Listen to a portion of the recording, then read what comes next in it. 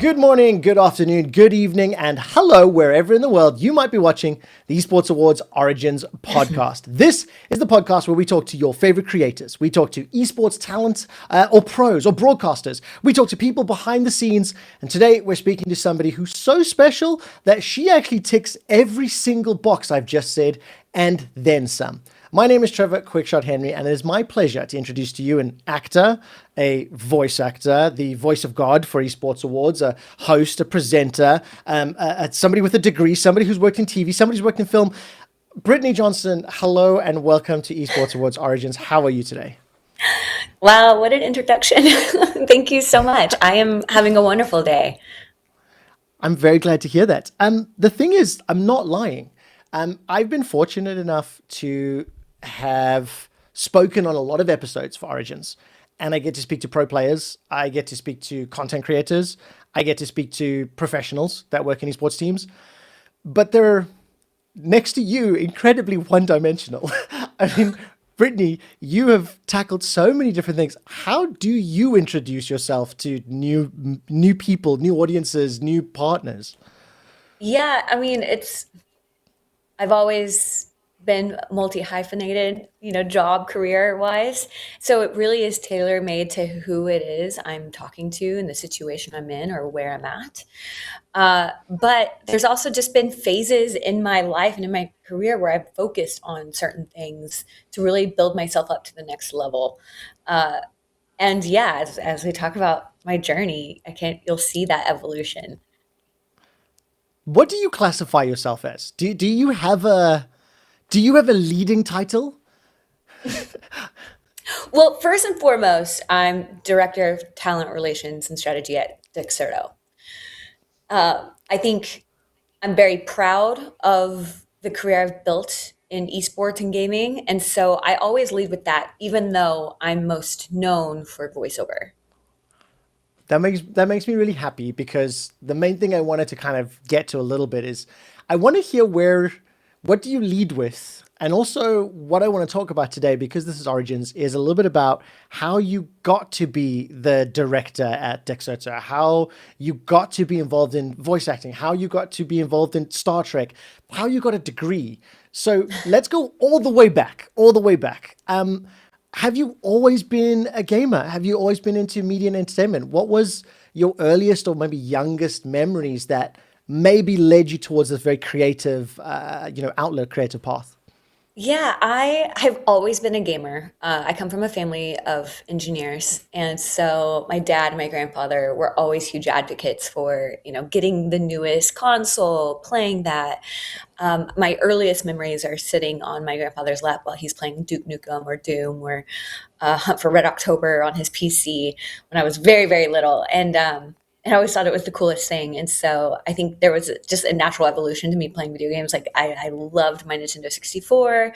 And then it was kind of like a Christmas tradition where, it was mostly about whatever games I was really wanting or whatever new console was out. Um, even when I was in trouble in high school, if I was grounded, I was always allowed to play video games because they saw the benefit of it. However, I didn't know growing up really the possibilities in working in gaming. It was just kind of like this elusive thing. And so I went to school, like I was getting my degree in, I have a Bachelor of Science in Well, political. let's pause there for a second. Pause there for a second because Okay. we skipped about a decade. I want to definitely hear about the Bachelor of Science because when I was doing my Yeah. research for this and I saw your degree and I saw what you studied, my brain couldn't do the math No, no, directly. no, So it I'm made, hoping yeah. I'm hoping you can help me. But let's okay. So what was your first video game that you fell in love with? You mentioned Nintendo 64. I'm very proud of your parents and grandparents to let you watch Duke Nukem and Hunt for Red October. These are incredible games to be introduced to early. But what was like your first sort of love or first passion when it comes to playing console as a young kid? I mean, I think the game that I played for the first time on my own all the way through was probably Zelda Ocarina of Yeah. Time. And It's a and pretty that's high bar to start. yeah, and then I got really sucked into Final Fantasy and the Final Fantasy world and all of those games. And so I really, really, really, really love and have a soft spot for role playing games. I never really got into the competitive side. Like did I was more of a PlayStation girl than I was on Xbox, so I really didn't get into Halo and playing Halo with my friends. Although in high school I played a lot of World of Warcraft. Um, so so yeah, I mean, there's definitely titles that I'm like I have a lot of core memories of playing GoldenEye with my friends. I have a lot of memories playing Mario Party or Mario 64. So I don't know, like, and especially that time of gaming was so special to me, where you had to be in the same room with people that you were Yeah. playing with. And That I'm also like really it nostalgic for that. growing up as well with the generations from seeing the SNES, seeing like what was on old Intel 386, 486s, then Nintendo 64, Sega Mega Drive, PlayStation. Like you mentioned the Final Fantasy series, World of Warcraft. I can already see the connections. I still to this day think Final Fantasy VIII is the greatest of all time. I know amongst Final Fantasy fans that's not the correct one, but I just saw so much in Squall that I wanted to be like I wished I was him when I was a kid, so I could definitely see that. Okay, so then if you're really into this, was gaming just a sideline? Like, what was Brittany as a student like? Was gaming the fun, the distraction?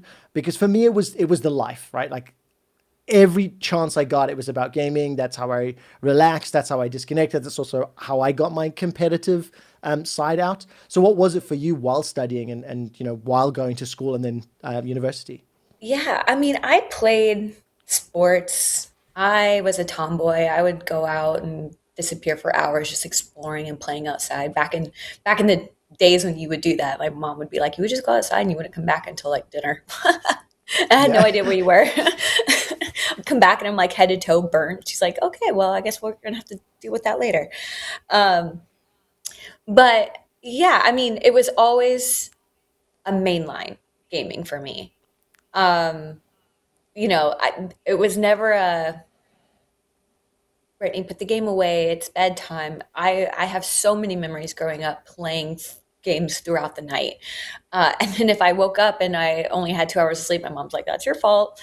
yeah, Um, but it was never something that was shamed, I guess. yeah. And I don't know. I was a weird kid. I was kind of like a lone wolf in that, like I I was okay sitting in my own little bubble playing games and exploring these worlds and playing like Sims or Sim City, Roller Coaster Tycoon, like even like I would just explore and play everything. And so I don't know, I really didn't have a lot of time for like going out with my friends and doing stuff I like get that. what you So mean. Listen, I love my computer because all my friends lived in there, and that is true. Like a lot of the games, yeah. a lot of people interacted with forums, things like that. So, okay, this is beginning to paint a picture Mhm. of Brittany Johnson, the gaming and actor and etc.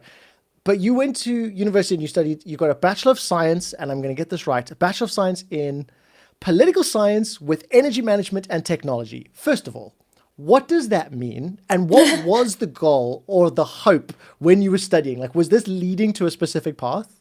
It was leading. So I specifically focused on like energy policy. And so, I took this path where I studied oil and gas, green energy, like everything that I needed to know for, being able to build energy policy or even like counterterrorism, terrorism, like that type of stuff. I really was fascinated with that.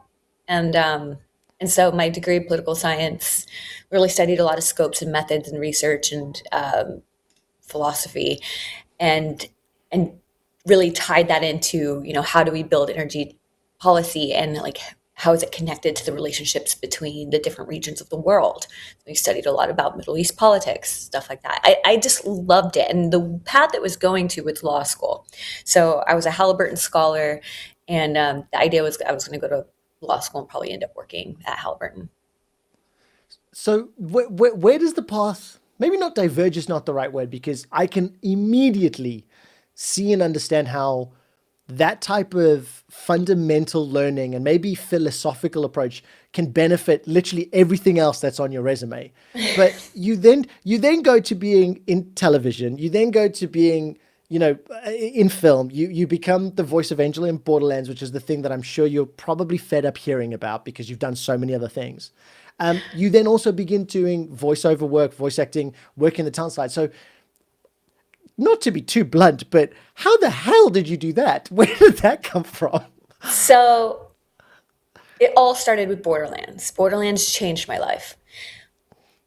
When I was in school, I think it was my end of my freshman year, or maybe the beginning of sophomore year, there was a flyer that went out that was like, be in a video game. It didn't say what, it didn't say like really what the role was or the video game at all, or the studio, if I recall. And it was at SMU Guildhall in Dallas. So I was like, oh, this is a student project. My friend sent it to me. They were like, you like video games, you should do this. At the time, I really did not have experience acting. Some modeling things, yes, but like acting, not really. And I was like, yeah, you know what? Sure. I went. It was an open call, so there was a ton of people there, and the people who were felicitating, the people who were Facilitating. I'm with you. I got you. facilitating. Yeah, the people who Okay. cut that. The people Yeah. who were facilitating the audition were. It was like Randy Pitchford, Christy Pitchford, Steve Gibson, like the people who are actually involved on at the studio at a very high level were the ones who were going through looking at all the auditions, being there in the room in person, and choosing who they really saw as this character. I went in, I'm like, guys, I have a midnight showing the Transformers that I gotta get to. um I don't know what the student project is, but we gotta rush this. Like, can I skip this line or whatever? And they were like, who are you? And I went in, I read from the script, I did exactly what they wanted. And apparently I remember like really making the camera guy laugh because they were like, be sexy. And I was like, what does that mean? Be sexy. Um, and yeah, and I think I was just like cheesy with it. Anyways, I get a call back and it ends up, like you have to go do the call back. It's between me and some people who actually do have experience. And eventually they took a chance on me. They were like, you are the look that we're going for. You embody this character. We'll work with you on building up your talent. So I would go almost every day after school and really work with. I would see. It was really special because I got to see. I got to go into the room where like the artists were working. I got to work with the guy who was writing the script. I got to actually sit down with the coaches and like really learn how to do. Bring out my And this is emotions and while voice you're acting. studying. This is while you're doing your Bachelor of Science, right? These are sort of parallel. Yes, correct. Wow. Okay. Yeah, and so yeah, Borderlands came out. I had no idea how big it was going to be. No idea. Not a, like, and no one really did actually because it was an No. original IP Yep. with like a good backing behind it. But it just, I mean, I would go to my friends' dorms and people were playing it, and I'm like, that's kind of weird. That's my face. Um, and That is so cool. Can I tell you something I haven't had the chance to tell you yet? okay, So for anybody who's watching this, I've had the pleasure of working with Brittany a couple times, and in the last sort of year and a half, we've worked on similar shows together as part of the Esports Awards. We've been side by side presented awards and things. I've got over 600 hours of the first Borderlands game logs that I played with friends. I completed every single class. I played every single build, and I think you I think you're even being too humble and you're understating. The first Borderlands game is a landmark IP. The graphic style, the tone. I think the fact that you went in there a little bit, dare I say, confrontational, dare I say, blunt, it fit yeah, the brand. It fit the core writing. Like you didn't know at the time, but you were already embodying what the game would eventually become. And it's really cool for me because I have played every single Borderlands game since. It's one of my favorite franchises. I love the toilet humor. It's and I like the approach. The game is awesome. And again, my mind is just like, okay, you're doing this kind of for the first time, figuring it out, becoming a professional in the gaming scene, having been a fan the whole time, and now you're also this incredibly well researched, studied individual with your Bachelor of Science. Did you feel a pull that now all of a sudden, okay, law school is this way, maybe acting and content and gaming is another path? And was that like a decision that you had to make? There was. It actually came when we were filming Borderlands 2.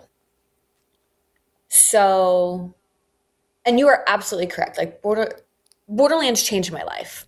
Uh, and I would not be here if it was not for Borderlands, if it was not for Randy and Christy Pitchford taking a chance on me. Uh, and and I was still really passionate about what I was studying. At the same time, I also had two jobs. Like I was working at Red Bull, and I had an internship at the NFL. I was just juggling so much, and I really never took in when I was filming everything, like the breadth of what this was. It wasn't until Borderlands 2 where like the process was just so different because Borderlands 1, we were flying and building the plane at the same time. I came in right after they changed the art style. The script is Yeah. constantly changing. Borderlands 2, when we started working on that, when it came to filming, it was in and out.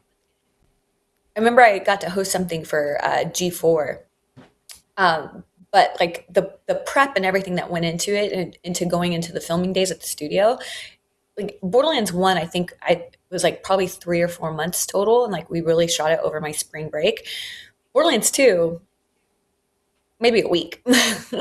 Yeah. Like we, But it also was just they had it locked in, right? They had the tone, they had the characters, they kind of figured out maybe the soul's not the right word, but like what they wanted the game to be mhm. after the success of Borderlands 1. And also for people who don't know, don't remember, but when Borderlands 1 was announced, it kind of looked like a more traditional game at the time, which meant a lot Yeah. of browns. There It was a looked game like a that came Mass out not long ago called Effect. Rage. Yes, yes, Yeah. it looked generic. I don't mean it in a bad way, but for the time. And then when that cell shading came out, again for somebody who's a graphics nerd and loves the tech, that just blew my mind. The visual identity. So I can definitely understand the professionalization of Borderlands 2, and then it. I'm assuming opens more doors for you, because it's like, okay, let's put the law school on hold and see where this road takes me. Yeah. So Borderlands 2, that was also my first hosting experience.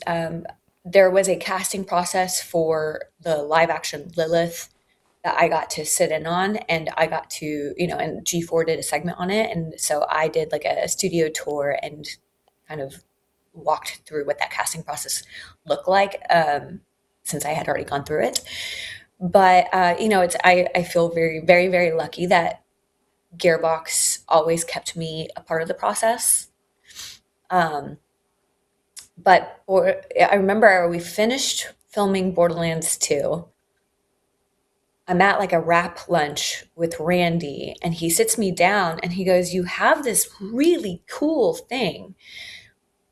What are you doing going to law school?" And he's like, "I've known you now for a couple years. Like, you never really talked about or like seem excited to be a lawyer." And I was like, "No, it just kind of seemed like the next step." And he goes, "That doesn't sound like you're going to enjoy it." He's like, "You should, he's like, it's always going to be there.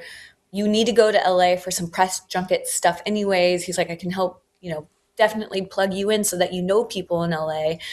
Um, really give this a shot or think about giving this a shot." And I did. I said, "You know what? You're right. I can defer law school. And no matter what, that's always there. But this is such a special opportunity." I went out to LA maybe like 2 months later, and uh, I, with every intention of flying back to Texas and like finishing up probably that next semester, and I just never went back. I Wow. was so um, consumed in this world, and I loved it. I was so fascinated. I was like, okay, I'm really a part of the video game industry now, and a lot of people. I was able to make friends really easily because I would go in and work a lot with machinima. Got to host a Yeah. couple of machinima shows, Oh, and that's so amazing. yeah, I was really able to like build a community pretty fast, and yeah, I it's such a special time. But in Hollywood, this was, I would go and meet with agents. I'm like, hey, yeah, I'm an actor in this video game. Sign me. And they're like, and like big agencies too, like a CAA, like UTA, like they'd all take meetings with me. They're like, I just don't know about this video game thing. Like video games, eh. And I'm like, my Yeah. video game has been played and seen by more people around the world than your entire roster's resume combined. Yep. Yep. What are you I talking mean, look, about? can I also say this as well? Timeline wise, if memory serves, this is what, like early 2010s, maybe late 2000s, early 2010s. I also want to take a second and just zoom out because I want to make sure that our viewers and our listeners really understand, right? So while studying a Bachelor of Science, you get involved in this voice acting thing. You start working on Mhm. that. You are also doing work with Super Bowl and the NFL as well as Red Bull.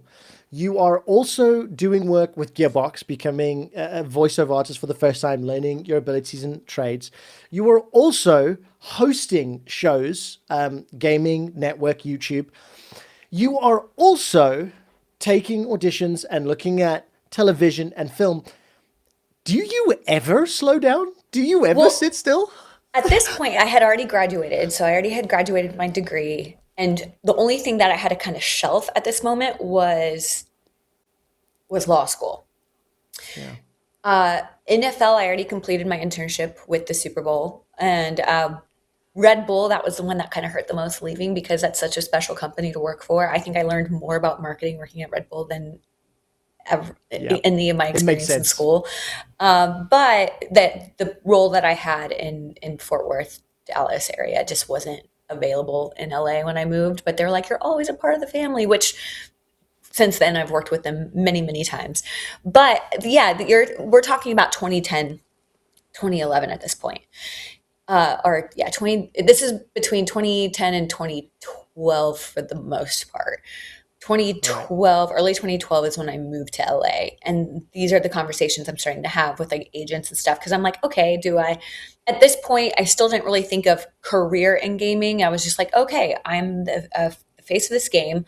I have this incredible uh, credit on my resume. I'm like, I'm going to go out and I'm going to attempt this acting thing. And I quickly realized like Hollywood is not the gaming industry.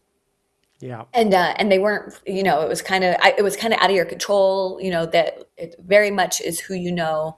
And I didn't know anybody. And so I was like, okay, I have this opportunity. I can keep really pursuing this in gaming. And I have a path that I've already built for myself there. Whereas like TV and film, I'm starting from scratch and no one gives a flying fuck that Yeah. I'm in this video game. Now, because I'm friends with a lot of those agents now, and all of those agencies have video game departments. They're Too like, far ahead of the well, curve. yeah, they were like, Brittany, you you were were too ahead of your quick, too time. early. Exactly. Because now look at it. Like the Borderlands movie, it sucked. I'm sorry. I apologize.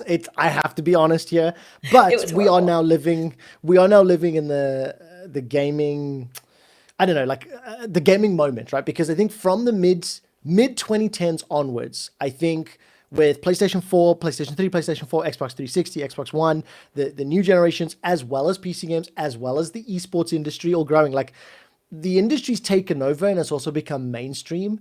And it's one of the things that like I wish I had been born 10 years later, but still be the same person. I would have been trying to compete at a top level because when I was 18, I was much better than now that I'm nearly Oh my 40. God. Um, but being ahead of the curve also allows you to have experience.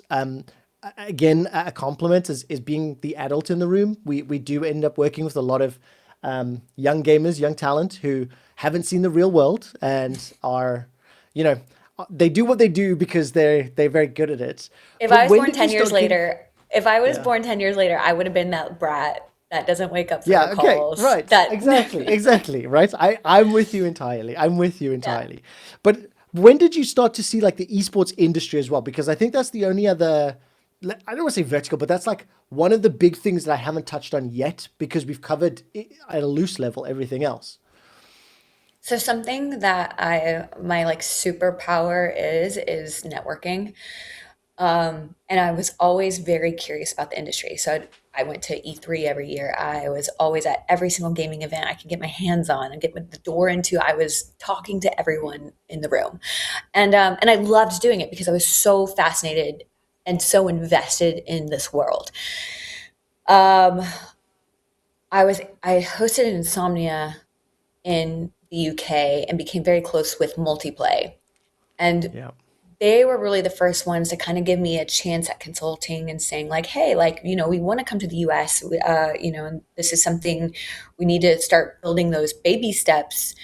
Could you help us with that? And I was like, I got you. And so really, I was still doing the hosting thing. I was still doing voice acting as it would come. Um, and then consulting and kind of really getting into biz dev and making these connections with like in Multiplay there's a LAN aspect. I was making connections with some of these esports organizers, and it became a very natural evolution, more specifically because of hosting. So the the snowball effect from hosting from machinima to doing like gaming news, like as esports was growing, there was just more opportunity for events in esports, and so I found myself hosting, doing like interviews and doing like stage hosting or doing esports news, that type of stuff, where it just kind of catapulted me into the esports world. And I would, growing up in Dallas, I'd always go to QuakeCon, and I was very fascinated by I'm so QuakeCon. jealous. So But jealous. it was Oh, so cool. QuakeCon was always such a cool community. But I was never, I wasn't like ingrained in it because I myself don't play a lot of those games. yeah, And fair. like Twitch wasn't as big of a thing, or Twitch wasn't a thing yet, or it was It like, didn't but exist. No, it was it's just back budding. then it was, and also own 3D or owned was the first one, and then Twitch kind of like took over from went from orange to Oh, purple. it was To Justin TV. Justin TV even before that. Yes, thank you, Yeah. thank you. Yeah. Oh man, I mean, look, I'll say this really quickly. Multiplay's iSeries, I forget the number, which is embarrassing, but December of 2012 was my interview for Riot. That's what got me into League of Legends. So iSeries holds a very special place in my heart. I will once again commend you. On the roster, like G4 as a gaming show and network, again ahead of its time. Machinima has grown to be one of the biggest, most influential, content houses. I want to say also so cool at the time in the early 2010s for using Oh games to yeah. create content. Do you now find listening to how you're speaking and talking and stuff that you're more invested, more interested in, let's say, media or strategy, business partnerships? Because I still don't think I could say I understand who Britanni Johnson is because you do so many things so well. But it does sound and feel like you lean a little bit more towards the business aspect, especially when we look at your resume. Is that fair to say? Yeah, absolutely. And I think I think I've always been very business minded. Even I always approached even my role in Borderlands like in that way, not like as an actor where you just go do your work and collect a paycheck and on to the next gig. I was always very Yeah. invested.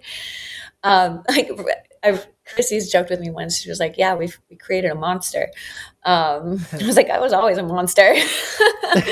I just I like think I you were the side. angel. Let's be fair. You were the angel. Yes, Come on, let's be I honest was. now. And what's actually really funny, back to the Borderlands 2 thing, is Handsome Jack and I are like, I mean, Angel is me, I am Angel, but the Yeah. guy who plays Handsome Jack, Damian Clark, is Handsome Jack, like his humor. And when we're together, it's even more like people were like together at appearances or on panels, or at, like there was at E3 where we were just bickering at each other, and someone looked at us and they were like, it's weird that it's not even a show. Like you guys don't even have to Yeah. try. Yeah.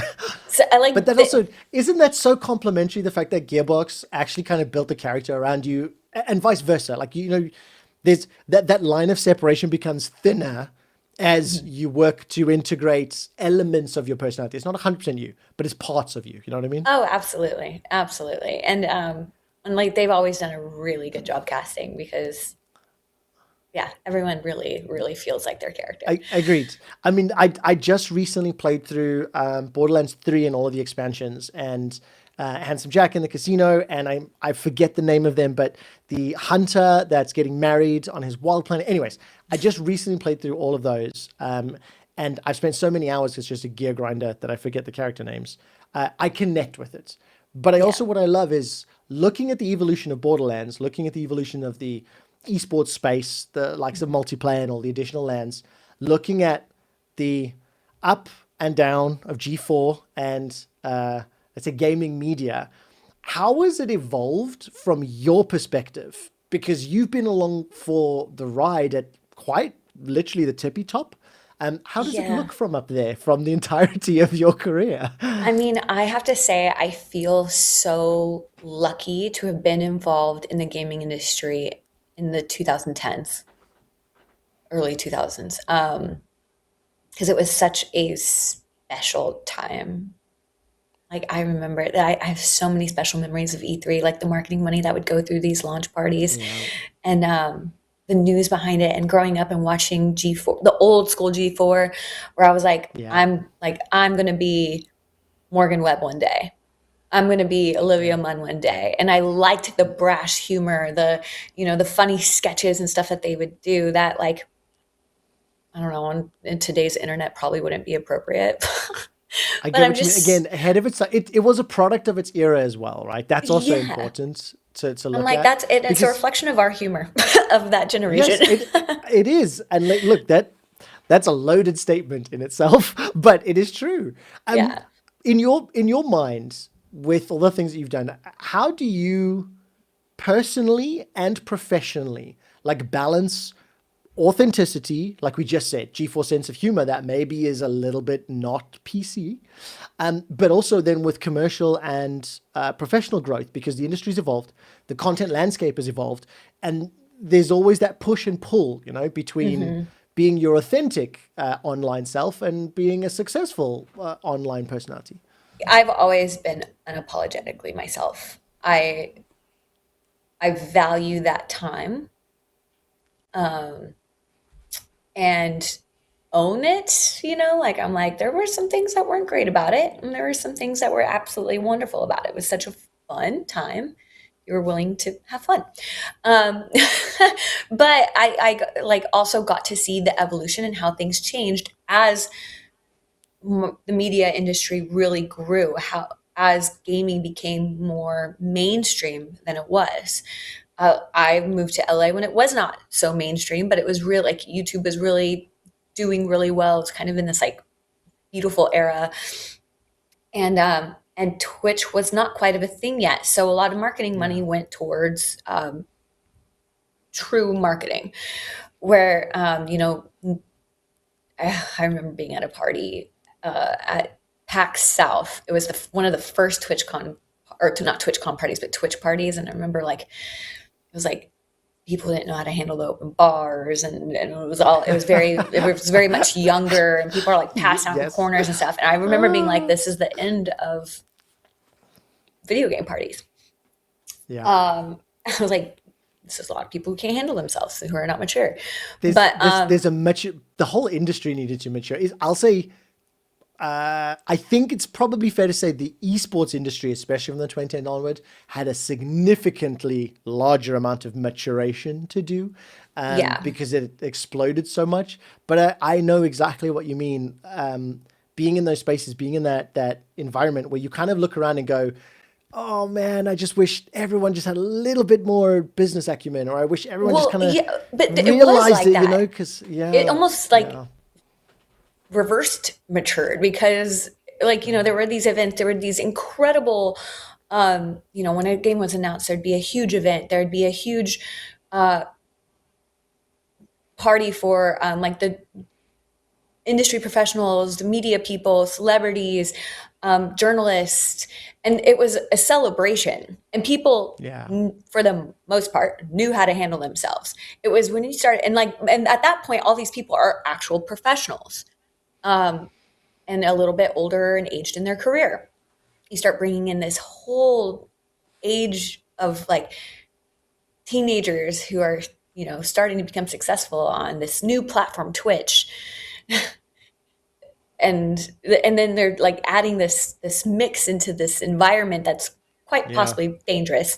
Yeah, Yeah. like it there was a big shift, and there was also a shift in how money was spent. So instead of throwing your money Yeah. at like who could throw the biggest party at E3, it was spread up between like YouTube and Twitch and all of that. And so that was Yeah. really like being able to be a part of that in the beginning, but then see the evolution of what works, what didn't, where And money is adapting with being it as well, shifted, right? and yeah, the adapting and how people Yeah. adapted, who was successful from adapting and who really failed at it. Having that outlook, Yeah. I think was always very beneficial. I'm going to ask a bit more of a challenging question, maybe. But I've obviously been very complimentary and justifiably and deservingly so of your successes and the projects that you've been involved in, how influential they all were at their times. Like it's an incredibly successful resume. It also comes at a time when, let's say, women representation in gaming, especially in leadership roles and senior positions, I know was troublesome or more challenging, less accepted. Did you ever find struggles with that? Do you feel that you are an inspiration? Do you look at yourself as a little bit of a mentor in some ways because of being Yeah, such a pioneer? it's so funny being boastful, but I do have to look back on my past and say like, yeah, because when I first moved to LA, the only women that were really in the industry, it was like I just seen on I just seen in like Naomi Kyle on the Yeah. talent side, Morgan Webb, Olivia Munn, G4, and then the only one really in the industry that I had was Kiki Wolfkill, Wow. and she was just a powerhouse at 343. And it Yeah. was really cool to see her be in such a powerful position at a studio.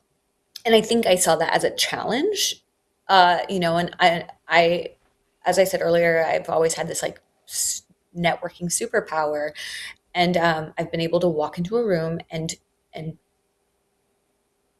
become friends with literally every single person in that room. I've seen it. I've And seen it happen and I've been on the receiving end. It is so yeah, true. yeah, and I know, and one of my things I really genuinely love to do is be a connector of people. Meet someone, be like, oh my gosh, I know exactly who can help you with this, blah blah blah. I know exactly who can help you with this, blah blah blah. And being someone who is pleasant to work with, um, who doesn't just, like I said earlier, come in, do the job, collect the check, and leave, but being invested, more personally invested than someone should normally be, which admittedly I have, but has always benefited me.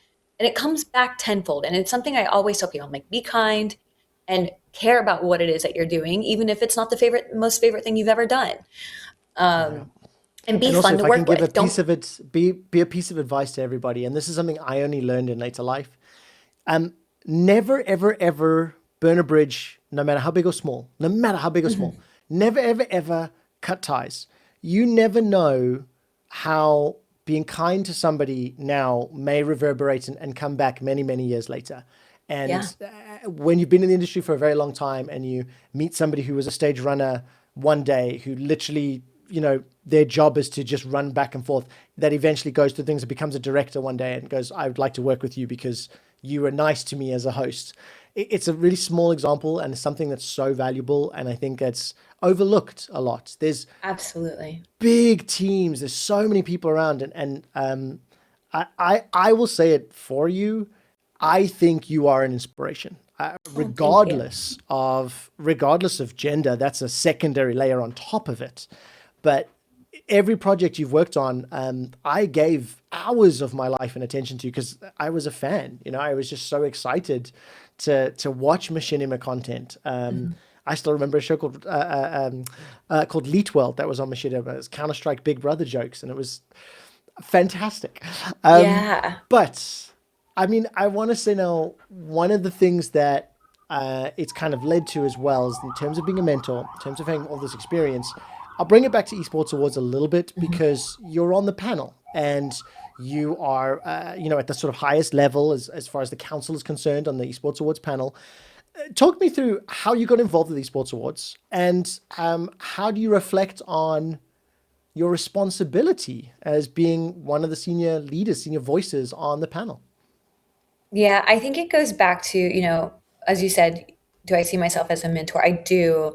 But I've also really, like, I feel like a lot of the big leaders and mentors in the space, a lot of the guys have been my mentors, and they've often taken a chance on me and like really see me as an equal. And I worked hard to become that. I mean, it is a boys club in a lot of ways, but then you're like, okay, I'm Yeah, going to fight to be a part of the boys club. I'm not going to fight against it. That's dumb. yeah, I'm going to build my own path. I'm going to make my space in it, and I'm going to build and gain the respect of everyone around me, and especially the people I look up to. And I think that's important. Um, and I don't like the witch hunt. I'm like, I yeah. deserve to be here, and I worked hard to be here. I worked as hard as everyone else. Um, when it came to Arguably harder. when it came to Yep. esports, I started doing a lot of hosting in esports, and I would, like I said, start meeting a lot of people working in different ways. Like I've worked with, in tournament operations. I've worked a lot of behind the scenes um, strategy, mostly strategy, and a lot of people would take a chance on me. Hey, we want to bring you in for this role. Do you think you can deliver? And they were like, we think you can, but we want to know if you yourself feel like you're ready for this. And there's so many opportunities where I was like, no, yes, but Yeah. like I took the challenge and I ran with it. And then Esports Awards, I got asked to present an award. Uh, and my first one was in Arlington, Texas. And I had so much fun. And I loved everyone I met. And I really, I'm very passionate. I consider myself very passionate and protective of esports and the gaming industry. Um, Especially when I'm working with like new brands and, like, especially in that time where everyone was an esports expert and consultant. I'm like, who are you? I've never seen you before. Yeah, exactly. Thank Yeah, you. Yes, thank you. Oh, you just dug up some horrible memories. But yes, thank you. Please yeah. continue. And so I really do feel like a protector of the space of the industry. And you know, to be a part of the Esports Awards and my ability to contribute and kind of guide, um, the award categories, how voting happens, Yeah. making sure the right people are being nominated. Like that to me is very important for the authenticity of the Esports Awards and where we're at in the industry at that time. Yeah. I mean, okay, from your perspective, how um how important or relevant maybe what significance does the Esports Awards as an organization, as an independent body, have on the gaming and the esports industry? Like, what does it mean to the industry as a whole for the Esports Awards and what it does? I think I think it adds credibility. Every industry with an award category, like you have to have that moment in whatever industry it is to add weight to what it is that we are working on, to what we are doing.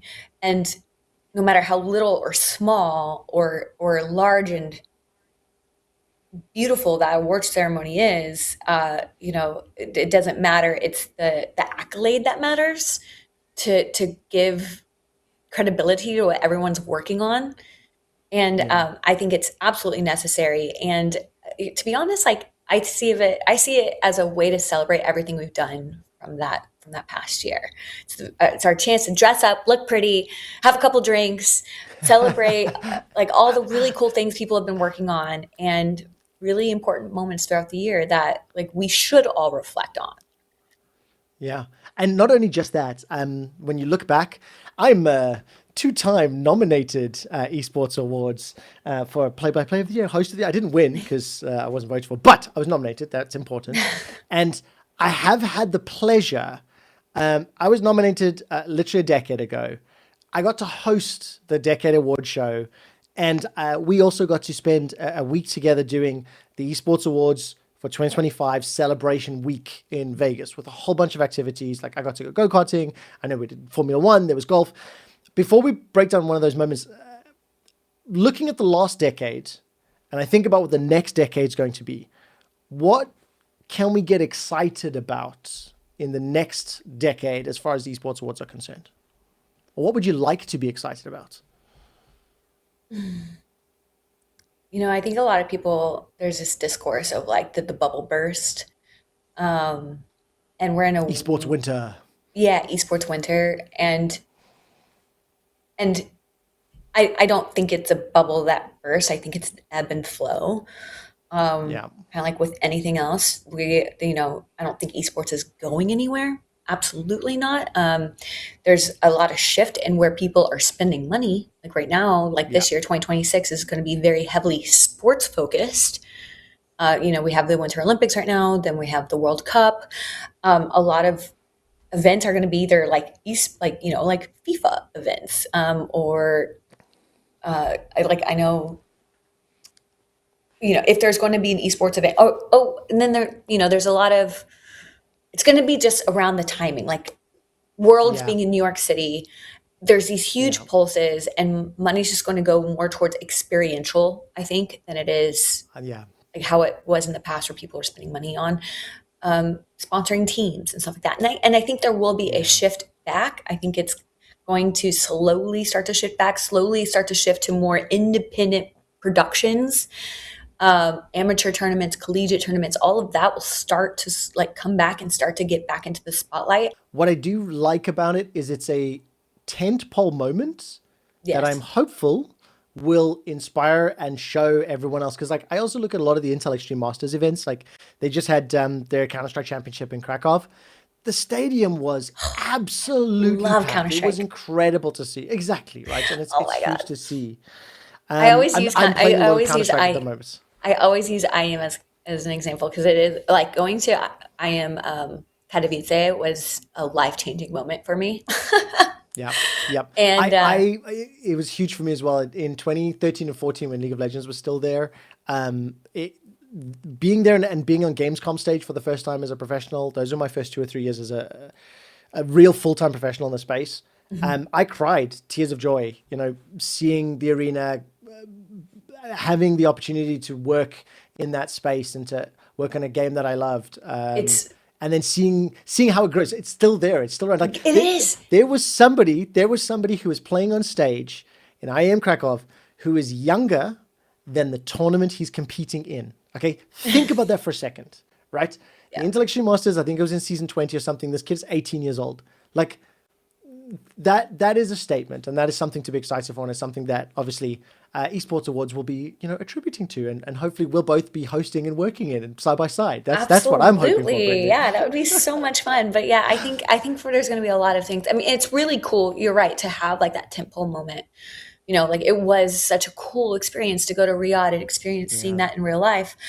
Um, and had so much fun, and what a yeah, welcoming yeah, group of people. Like that was just yeah. such a And cool trip. And I then just I want to see it more in more places, yes, in a similar exactly. place. That's I'm with you. Exactly. I'm with you I think entirely. it's Yeah, healthy to have many productions, yeah. that provides more opportunity for more brands to get involved, for more Yes, brands to spend money, and it really just injects more interest into the space, rather than having agreed, agreed. everything just in that one 3-month period.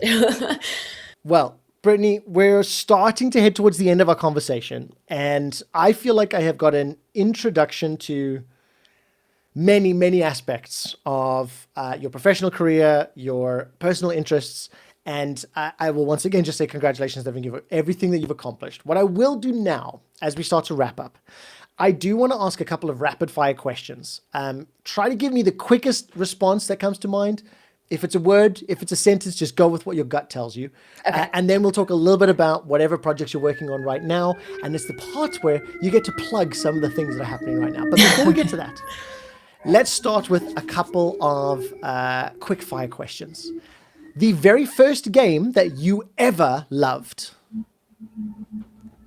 Oh, very first game that I ever loved. I'd probably say like Doom or Duke Nukem. Because The there, gaming. Okay, give me an explanation. Tell me why. well, no, there was a mod that my grandfather had where you could kill the Energizer Bunny and Barney.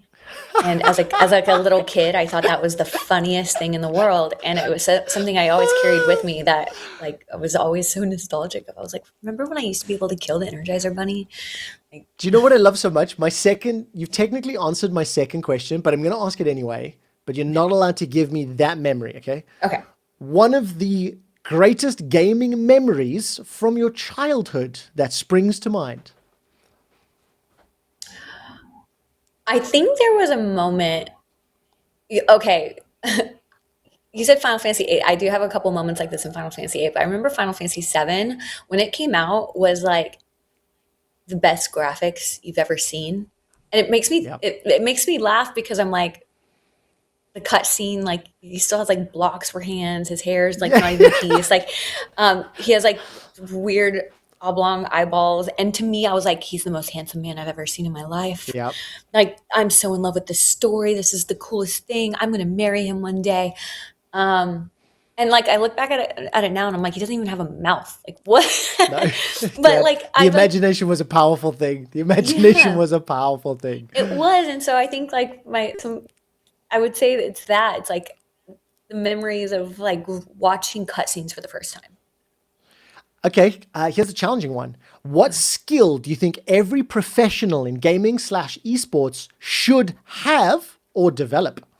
Charisma. Oh, please Charisma explain.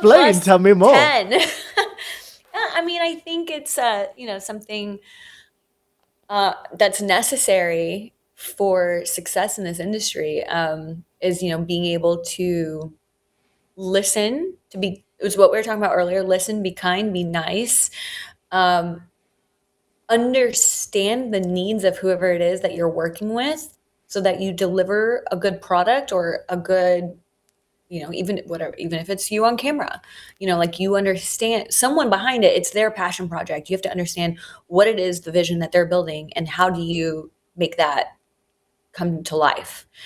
Um, and so, yeah, I think charisma, I think everyone could use a little bit.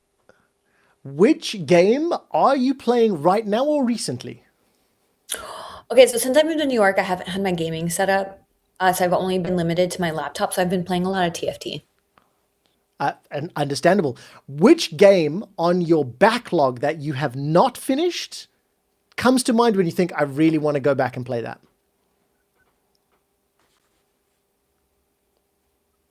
Baldur's Gate 3. Oh, good shot. Um, I didn't finish but it. I got to Act 2. Yeah, I'm exactly the same. Guilty as charged. I got um, through most of Act 2, and then I think Dragon Age came out. Something else came yeah. out, and I was just like, okay, on to the next one. I'm playing a lot of Dungeons and Dragons in real life, so that's actually what killed my Baldur's Gate 3 is I have a real life group that I don't go back to the online one. Okay, as a final, not so rapid fire round question, if you were to give a small piece of advice to the next Brittany Johnson or the next woman in gaming and esports who will follow in your path, what would be a light bulb moment that you'd love to share with anybody listening? You need to be memorable. You want to make a place for yourself in this industry. You got to fight for it. Yeah. I'm really good at, I side quest really hard. Um, I By love, the way, I, that might be it. Side quest super hard. It's yeah, such a good piece of advice. I side quest so hard. Sometimes my advice to my younger self would be like, hey, if there's a really cool side quest, see it through. Don't just like have fun doing it, then Yeah. on to the next one, which is something I often do. I'm a jack of all trades. Um, I'm not going to say master of none, master of few, but like, Master of many, but master of many master as of well. many, but like sometimes I'm like, okay, if I would have really just focused on this one thing, I can see how that would have catapulted my life into a whole different place, which would have been fun. But Yeah. I'm also so thankful for where I'm at today. And where you are at today, we'll bring it right back to the beginning, is the Director of Influencer Relations for Dexerto. I'll give you a chance now, Brittany, just as we start to say goodbye. First of all, how can we follow you? What are some of the projects you're working on? And how will you be hiring me? Because I'm an influencer and a content creator. No, that last one's a joke. But tell us a little bit about what you're working on and how we can keep track of your professional deeds and what's coming next for Brittany Johnson. Absolutely. Well, if you follow me at Britanni Johnson on all socials, probably more so Instagram, Threads, less Twitter these days or X, and Healthily so. yeah, yeah, for my own mental well-being. I am always, always, always updating the people who follow me with whatever fun thing I've signed up for. So, whether it's being an influencer myself, whether it's a new project that I'm voicing or a part of, or getting ready for the Esports Awards, I'm always updating and kind of keeping people like in tune with my life. Yeah, so I say follow me there. There is some voiceover stuff that I'm working on that I cannot plug yet, but yeah, I Very that all just exciting. comes out naturally, and then but yeah, and then Deserto, just making sure all the brands we work with are happy, all the creators we work with, injecting more money into the space and really making some really cool content. Yeah, I mean, like I said, just give me a call. I'm always available. Yeah. One last thing I will ask just before we go.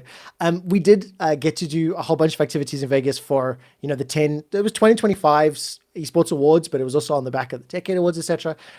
What was kind of one of your favorite moments? I'll tell you mine. And one I got to go karting and race with Crim Six and Dan Gaskin, which was incredible. I'm a lot more competitive than I remembered, and things got heated on the track in a good way. I also got to make fun of Michael Ashford. He's terrible at golf. So I got to drive around in a golf cart and yell at him and film him, messing up all of his drives, which was hilarious. So just a personal anecdote. What was one of your favorite memories from the week? So I love Formula One. I think last year I went to like 5 or 6 races. So going to the Vegas track for the first time and actually seeing that race was really, really cool and definitely a highlight from that week. But also playing golf. I didn't get to go karting because I think it was the same day as golf. It was, yeah. Yeah. I got to the golf course, filmed a bunch of content, then went go karting, and then came back. It's tough life, but Yeah. someone has to do it. I know, and if there were two of me, I would have absolutely been at both. But like, yeah, I love playing golf, and it's a good crew to play golf with. The Esports Awards Open, um, and did I win? No, but did I have a lot of fun? Yes. And you definitely outscored Mike Ashford. There's no doubt about that. Hi, Mike. I love you. Mwah. Brittany, I want to say thank you so much. It really has been a pleasure not only working with you and creating content with the Esports Awards, but I was really, really looking forward to this conversation because I haven't quite confessed my love for Borderlands as a game. And I thought this would be a good space to say thank you for the work. Thank you so Congratulations on the much. career that you've led. And I'm really looking forward to the next time that we get to work together side by side. Yes, I can't wait. I hope it's soon. Amazing. Brittany, I hope you have a lovely day. To everybody who's watching at home, wherever you are in the world, that was Brittany Johnson. My name is Trevor Henry. This was the Esports Awards Origins. We have an entire playlist of some of the best content creators, esports professionals, gaming behind the scenes pros. Just check out the list. Go watch another one, and we'll see you on the next one.